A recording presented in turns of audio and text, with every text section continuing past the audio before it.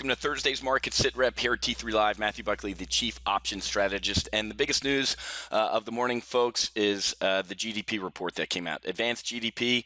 GDP reports come out in three types: advanced, preliminary, and final. Obviously, advanced is the advanced, so it tends to have the biggest impact. 3.5%. Wow, big print. The 4.6% that we saw last time was obviously revised up from 4.0.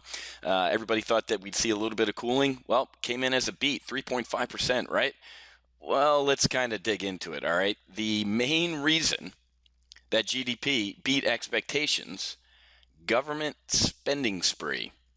Okay, there was a sharp slowdown in consumption. Okay, so you can't listen to Comedy Central, CNBC, or a lot of other cheerleading financial media. You gotta either get your real financial media here at T3 Live, or do it on your own. But folks, this is not necessarily good. The personal consumption component to GDP in Q3 decreased from Q2's 2.5% to just 1.8%. We were expecting 1.9. So the biggest, in my opinion, component of GDP was a miss. Okay, and accounting for 1.22% of the 3.5% Q3 GDP, the lowest personal consumption boost to GDP since Q2 of 2012. Okay, and that's excluding our infamous Q1 winter vortex this past quarter. Remember or Q1, where everybody, oh my God, the weather.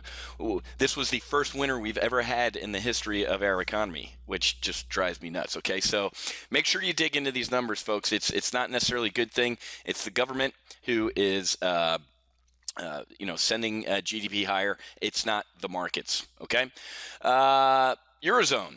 Little point to growth out of a survey published over there in the Eurozone, and it was from the EC, the European Commission.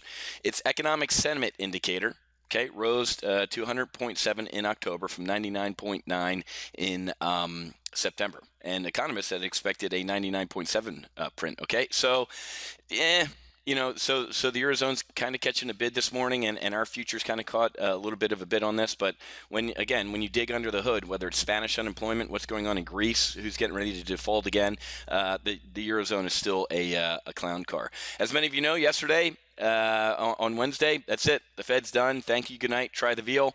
But of course, we're going to keep interest rates low for an extended period of time. Okay. Benefit of bond buying experiment remains unclear. All right. Well, check this out. The dude who was the skipper of the Fed for years, Alan Greenspan, QE failed to help the economy. The unwind will be painful. And his advice: buy gold. As central bankers around the world toy with monetary policy, the best and safest place to be is buy gold.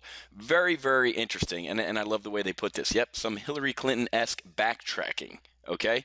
Obviously, Greenspan was the Fed head from 1987 to 2006. It's funny when these guys get out of office, they can actually speak their minds and say really what is happening. Okay. QE didn't do much for the real economy. Effective demand is dead in the water, and the effort to boost it via bond buying has not worked. Okay. I don't think it's possible for the Fed to end its easy money policies in a trouble-free manner. Okay. Mr.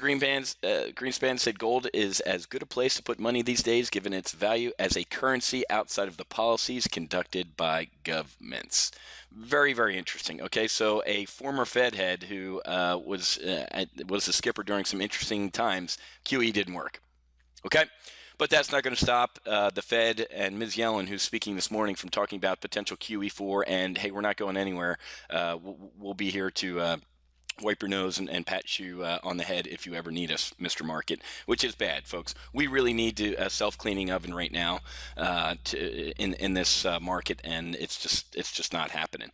So the Dow's actually higher, but I think Visa is the main reason the Dow's powering higher, and the S&P is reflecting the overall sentiment of the GDP. Okay, so not necessarily good news today, folks, at all.